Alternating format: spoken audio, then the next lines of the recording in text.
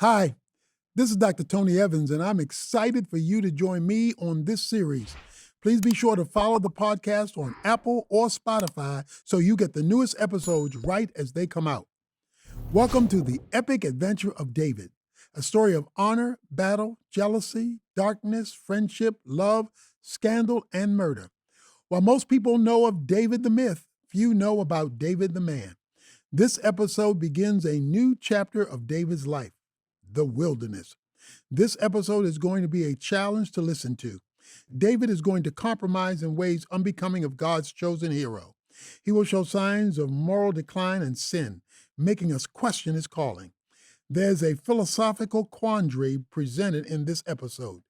Do lines between good and bad become blurred under certain circumstances, or does everything remain black and white? David is going to be driven to do things he would not otherwise do, but harsh circumstances seem to force his hand. Pay close attention to David's inner dialogue during this episode. He's going to wrestle with his own conscience and rely on the grace of God. Ultimately, it is good for us to see David's weaknesses.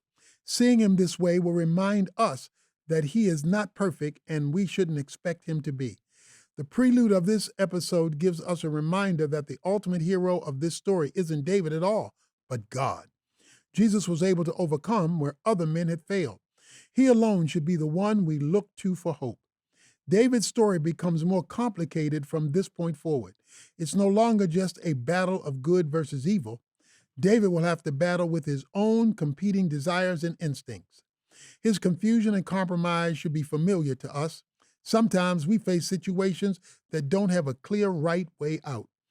What do we do when there seems to be a million wrong decisions and no clear right one? Let's see how David handles this question in episode 9, David the Madman.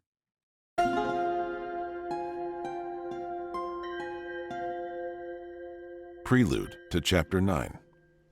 For 40 days, Jesus had gone without food. His body was beginning to eat away at itself, and his mind was experiencing the dull effects of starvation. The weakness of humanity was felt in full force by Jesus. His body trembled, longing for any form of sustenance. It was in this moment a slithering presence emerged from the darkness. He slid his way behind Jesus and whispered in his ear, "Look, it is the Son of God, shaking like a starving animal." Satan hissed. His voice was quiet and sharp, like the silent sting of a scorpion. "If you truly are the Son of God, why not just command these stones to become bread? Surely the Creator himself deserves some food." This was the first temptation, the lust of the flesh, a tactic that worked for Adam and Eve once in the garden. Jesus' body ached from hunger. The pain was nearly unbearable. He considered for a moment what a small piece of bread would do. Yet Jesus came to identify with the weakness of mankind. If he simply turned the stones into bread, he would take advantage of the power God gave him. Besides, he did not need bread. The comfort of the Father was enough.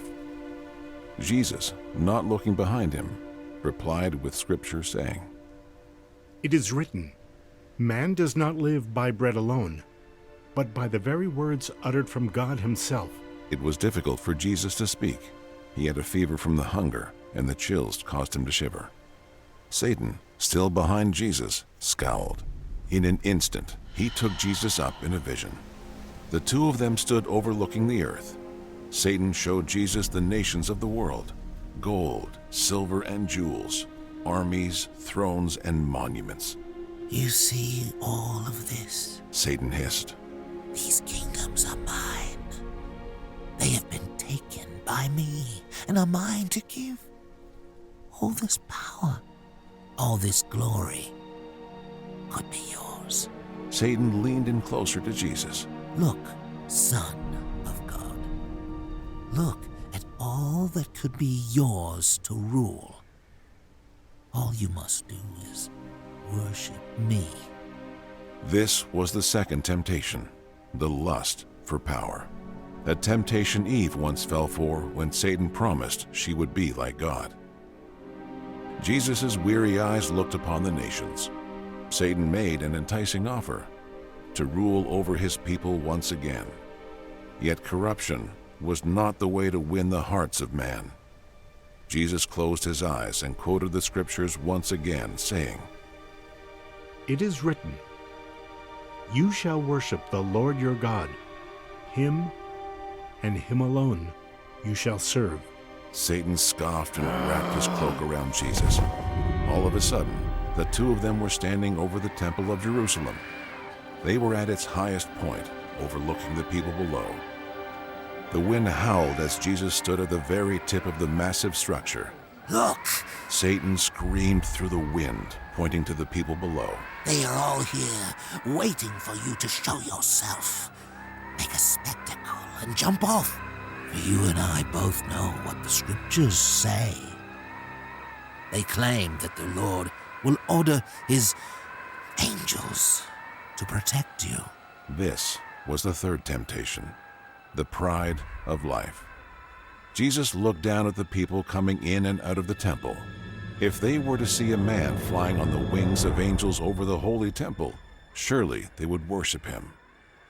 Yet it would be no greater than a circus act. Jesus knew that it was not signs and wonders that would save mankind. He knew what his true purpose was. You must not test the Lord your God. Jesus answered silently. Satan sneered at Jesus, ready to tempt him again. But before he could speak, Jesus turned around, looking him in the eyes for the first time. Enough! Jesus rebuked. Satan jarred back. The two of them were standing in the wilderness once again. The stars were settled high in the sky, and the howling evening wind rolled over the hills. Satan shrunk at the voice of Jesus. They were not equals. Jesus alone held the power. So Satan retreated back into the grass, so he may scheme more about how to take the heart of man. Jesus then departed to eat, recover, and pray. He had successfully resisted the temptations of the enemy, temptations that had caused humanity to stumble for thousands of generations. Jesus, even in his most weakened state, was able to overcome it. This would be a foreshadowing of things to come. Jesus, even at his most afflicted, would overcome. Chapter 9. David the Madman. Rain descended from the heavens like arrows. Thunder rolled from the west, ushering in bolts of lightning. The winds and rain howled against David's face as he marched from Gibeah to Nob. He climbed up some jagged rocks, seeking refuge from the storm in the cracks of the hills. Each stone was slippery and loose. David found it difficult to move forward without stumbling. He grabbed at a root planted between two stones and pulled himself up. However, the root quickly gave way, since the rains had made the dirt soft. David fell down onto his back, losing his breath. He lay there motionless, looking up at the cascading skies. David slowly got up, groaning and holding his ribs. His muscles were shaking from lack of food, and he had lost almost all feeling in his hands and feet from the cold rain. He peered through the rain to see an overhang of two large stones, creating a small shelter. David nestled in, bracing himself from the wind and rain. The young shepherd brought his knees close to his chest and buried his head in between his legs. All night, the champion of Israel, the giant slayer, wept in the bitter cold. In the lonely darkness, while the heavens raged around him, David sang a song of hope to the Lord. My refuge and my fortress, my God in whom I trust, He whispered. He smiled, leaning his head against the cold stone. Slowly, as he recited hymns to his beloved God, David fell asleep. David awoke in the morning to a breathtaking sunrise lighting up the horizon. Splashes of orange kissed the earth below. The air was fresh and crisp after the rain, and the chill in the air left David shaking. 2 days had passed since David last ate. Every town and village he passed by were filled with Saul's soldiers and spies. The king had ordered them to scour the nation in search of David. They would not rest until he was brought in chains back to the king. As much as he longed to be back home with his wife, Jonathan, and the comforts of the palace, David knew that there was no place for him there as long as Saul was on the throne. He could not return to Bethlehem to see his family either. That would be the first place Saul would look. David had to remain on the outskirts of every town, village, and city until he could plan his next steps. The first thing on his mind was getting something to eat. His stomach ached with the pangs of hunger, and he knew there would be no surviving this exile without a sustainable source of food. As David hiked along the narrow paths on the hills outside Nob, he looked down to see the temple of the priest Ahimelech. Smoke rose out of the chimney, and David fantasized about a warm meal by the fire.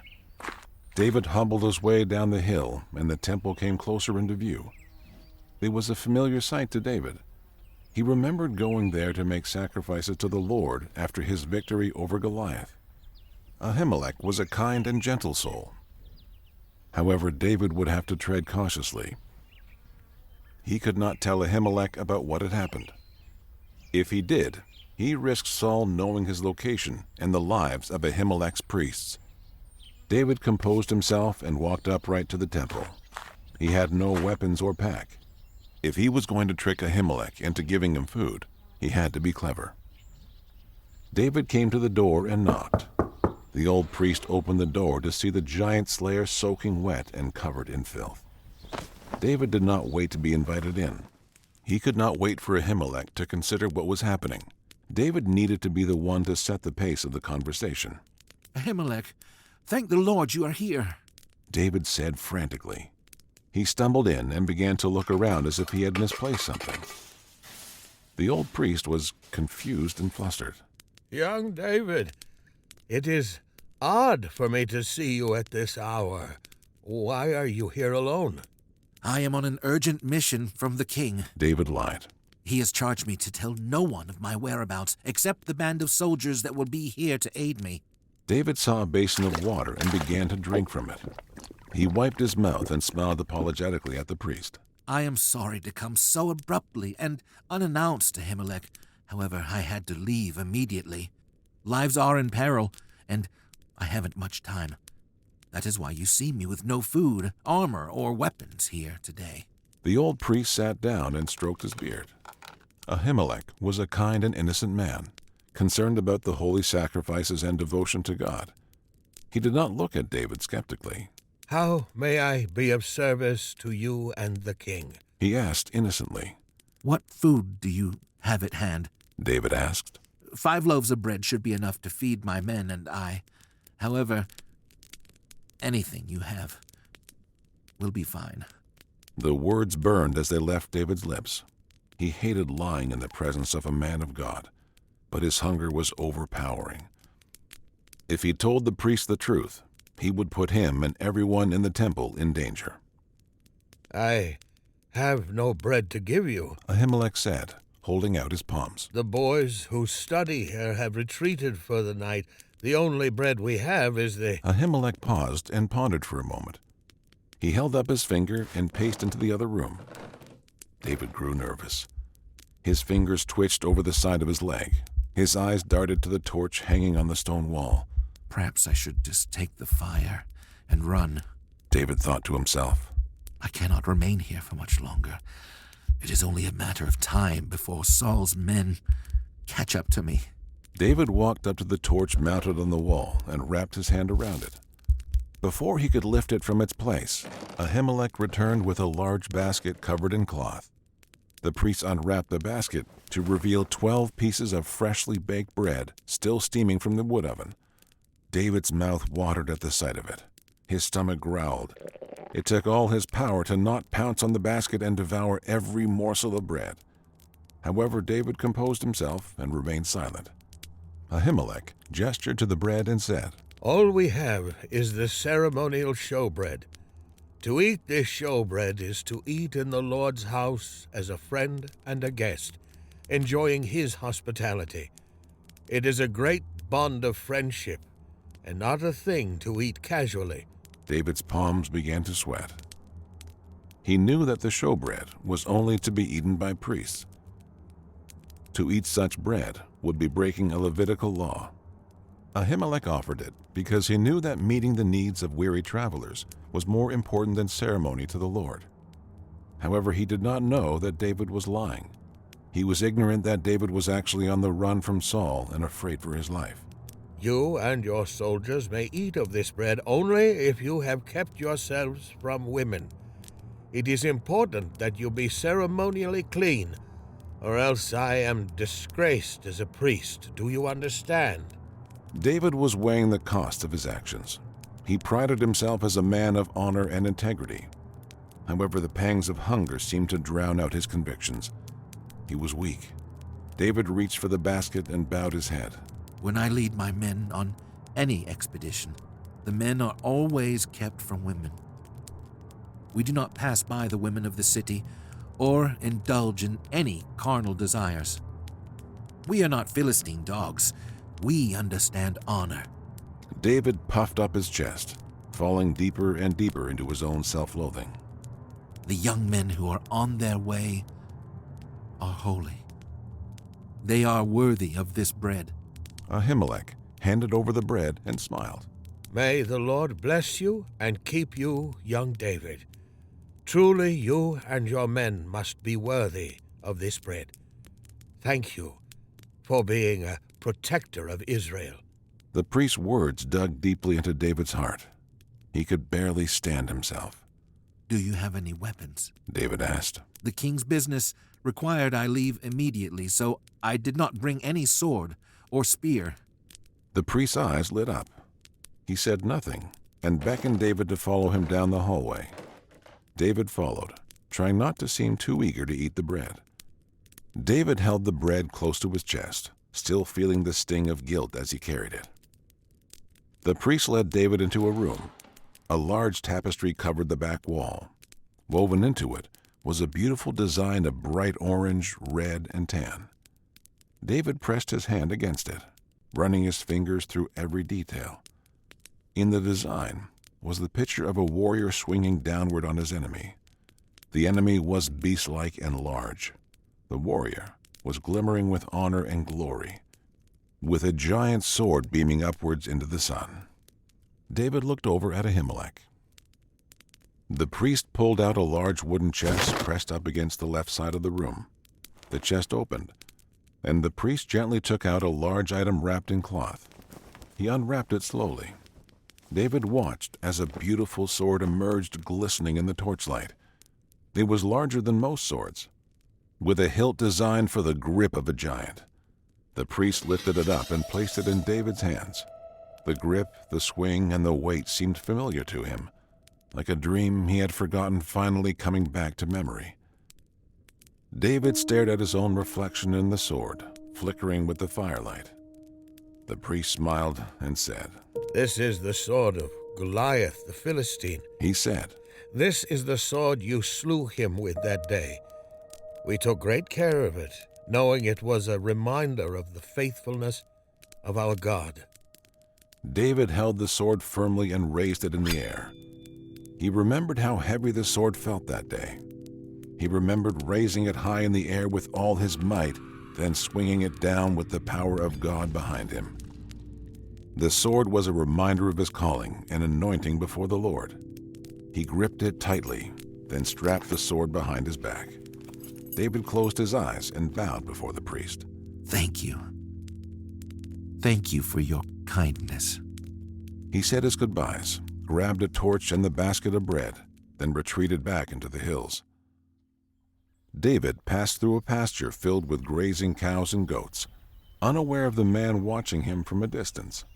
Under the cover of midnight, creeping in the shadows, loyal eyes of Saul were watching. Doeg the Edomite laid back against the fence of the pasture, watching David ascend into the hills. His eyes darted back to the temple. He covered himself in his cloak, then marched back to Gibeah to tell Saul what he had seen. David propped up his torch against the cold stone cave. The flickering light illuminated every crack and crevice of the dark rocks. David leaned back and held the bread in his lap. He closed his eyes and sighed. Forgive me, Lord. David broke the bread and ate it slowly. Each bite revitalized his body, but his soul continued to ache out of guilt. He was utterly alone and lamenting the sins he had committed to feed himself. I will always remember this. David whispered into nothingness. I will always remember what it is like to starve. David ate a few more bites, then wrapped the bread and put it away. He leaned back and propped his head up to look outside. He looked at the stars and hummed to the Lord. His fingers moved as if they were plucking a harp. Even at his lowest, he always had a song in his heart for the Lord. David woke the next morning with a new hope for the day. He descended the hills, traversing the side and staying off the main roads. He looked down at the temple below and smiled. Then he ventured towards the borderlands between Israel and the Philistines. David was a known and feared man among the Philistines. However, he had to take his chances. Saul had spies and men searching every corner of the nation. He would never expect David to hide among the enemy. He looked over his shoulder to see a few small figures on horseback making their way towards him. They were armored men with spears in their hands. David's eyes widened and his pace quickened. He was half a mile from the Philistine city of Gath. However, he could not beat the men on horseback. David made a quick pivot to the left and hid behind a large stone. The soldiers on horseback were approaching fast. They were sure to have seen him try to hide. That is exactly what David wanted. He scaled the rock, being sure to remain hidden until the horses drew near. The men stopped near the stone. "Come out, David. We know you are hiding there," one of them commanded. David winced with regret for what he was about to do, but they gave him no choice. He hoisted himself on top of the stone, bent his knees, and launched himself at one of the soldiers. David's legs made a direct hit on the soldier's chest, knocking him off his horse. In fear, the horse began to buck and kick, then burst into a full gallop. David held on for dear life. He pulled himself up onto the saddle and gained control of the horse. He yelled. He galloped until the men were out of view behind him. Tears rolled down David's cheeks as the cold wind bit his face. He was filled with regret for everything that had happened. He had nowhere to turn, nowhere to seek refuge. So he galloped towards Gath, in hopes the mercy of God would follow him, even if it was in the land of the enemy.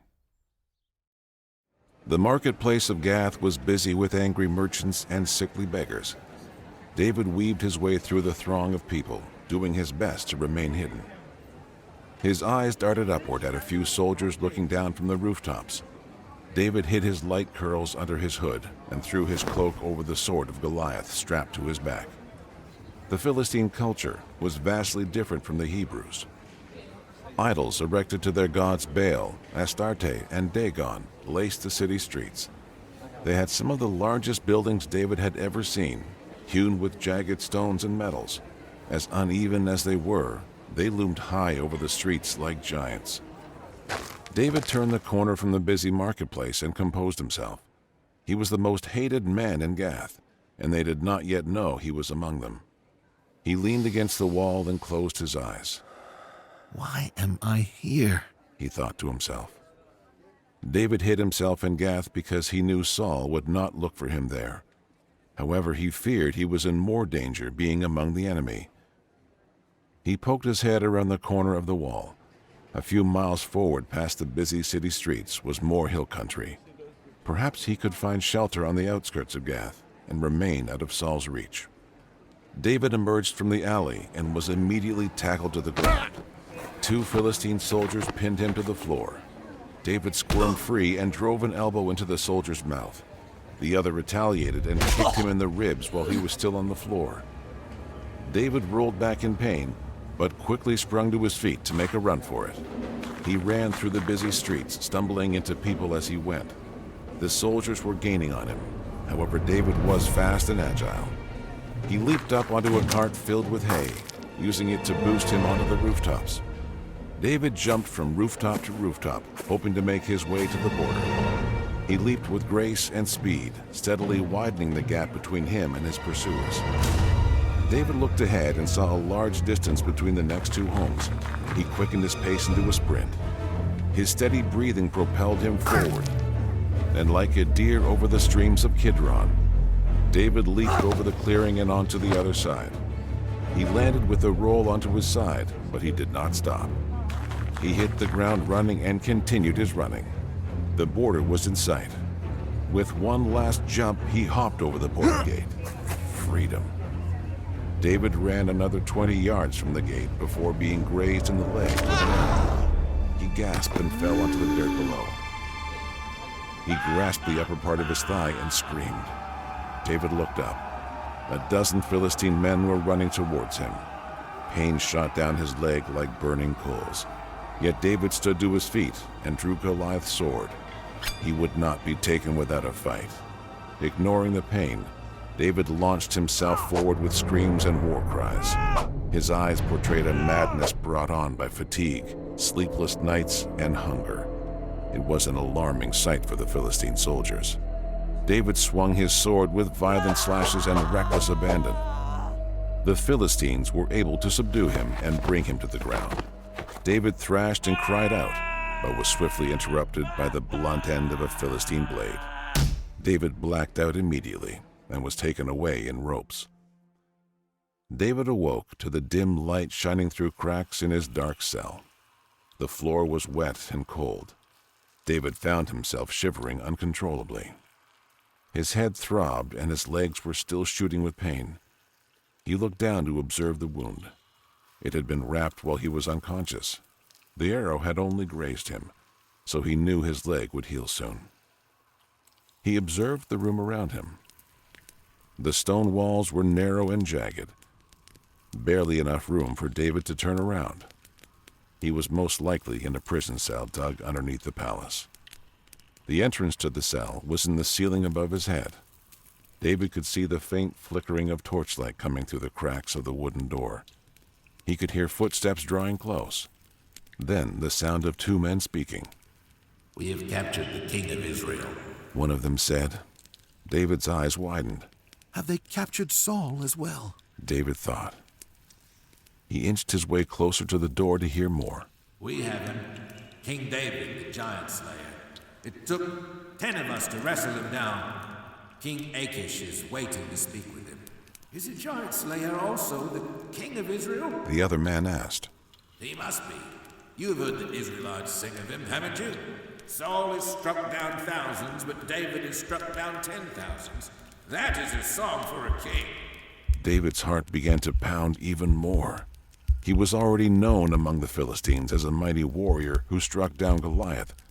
However, he did not know that they also thought him to be king. David had to think quickly.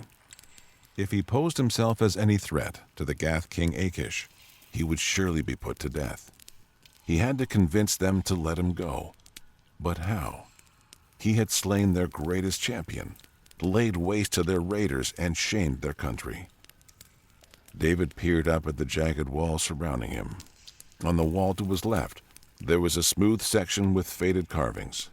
They were written in a language he could not speak. To him, it was nonsense, babble. That was when the idea struck him. David turned to the other side and picked up a small stone on the floor. He broke it into 3 pieces, creating tools for carving more words into the stone. He had a plan to get the name Giant Slayer removed from him and gain his freedom. "We have him, your majesty. The scourge of our people is wallowing in your dungeon as we speak." The Philistine soldier bowed before his king. Achish sat on his wooden throne. The throne was thick, carved from an old cedar tree and covered in bear pelts. Above his throne, shining in the firelight, swords he had accumulated from slain kings and warlords were mantled on the wall. Achish was like many men in Gath, large, broad-shouldered, and intimidating. His wide frame made the throne of bear pelts look small. The king leaned over and gave a delighted smile. David had killed many of his men. His name was a curse on their lips. "The Hebrew king is mine!" Achish yelled. His servants applauded. Finally, revenge will be mine. I will have the giant slayer as my servant, and the entire nation of Israel will know that I am even greater than their greatest champion. Achish stood to his feet and walked down to the dungeons. The walls were cold and damp, completely hidden from the sun. The king of Gath relished the idea of David weeping in the darkness. As he sauntered down the hall towards David's cell, he could hear moaning echoes reverberating through the shadows. They grew louder and more haunting as he walked closer. Achish looked over to his men in confusion. Who is making that sound? The men shrugged. David was the only man being held this deep within the dungeons. A loud howl pierced through the darkness, making his men step back in fear. Achish approached the door nervously and opened it. His men held the torches to reveal a naked and howling David scratching at the walls of the cave. He twitched his neck back and forth, mumbling a made-up language and etching it onto the walls. David looked up like a beast spotting a hunter. He yelled and fell back, covering his face from the flames. Spittle ran down his beard as he screamed in agony. Achish looked at him with disgust and shut the doors. He held his servant by the shirt and threw him against the wall. You did not tell me he has gone mad. The king yelled. If I needed another madman mumbling about my home, I would have gone into the marketplace and picked one up. The soldiers and servants were confused. It had taken many of them to restrain and capture David. He did not seem mad then. However, now, he resembled the beast in the wilderness.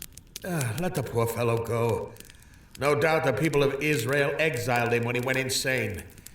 Kick him out into the forest like you would a dog. I do not want to see him again. Behind the closed cell door, David could hear the raving of King Achish. He smiled, pleased that he had successfully tricked the king into thinking he was a madman. There would be no satisfaction in killing him or imprisoning him now. There would be no glory in defeating David in this shamed state. He gave a sigh of relief and continued to howl and scratch at the walls. Shortly after the king's outburst, the soldiers opened the door and bound David in ropes. They put a bag over his head and escorted him out of the city. The soldiers released his bindings, removed the bag, and kicked David into the nearby stream outside the city gates. David was wet and cold, but relieved to watch the soldiers walk away. David's clothes were in a pile near the water. He put them back on, composed himself, and marched back into the hills. David may not be a madman, but he still felt the shame of moral compromise. He had lied, stolen, and acted his way to safety. He feared what other sins he would have to commit to keep himself from harm. David made a fire and warmed himself by the flames. He tended to it methodically, making sure every coal was set in place to burn brightly. He looked up at the heavens and prayed to the Lord. He needed more strength than he could muster up on his own. He needed more bread. He needed the Word of God to dwell deeply within his heart. When we are at our most vulnerable, Satan slithers in to tempt us. That is what happened to Jesus when he was starving in the wilderness. Jesus was in a compromised state physically, and Satan wasted no time attacking. He gave Jesus every opportunity to indulge, sin, and compromise. But our hero did not take the bait. At every step, Jesus resisted with the Word of God. He reminded Satan who was in charge and never gave in. Certainly, Jesus must have wanted to indulge. His body was hungry, but he was strong when all of us would have been weak. This story from the Gospel of Luke was chosen as the prelude in order to highlight the difference between Jesus and David. David was also in a hungry and desperate state, but chose to give in.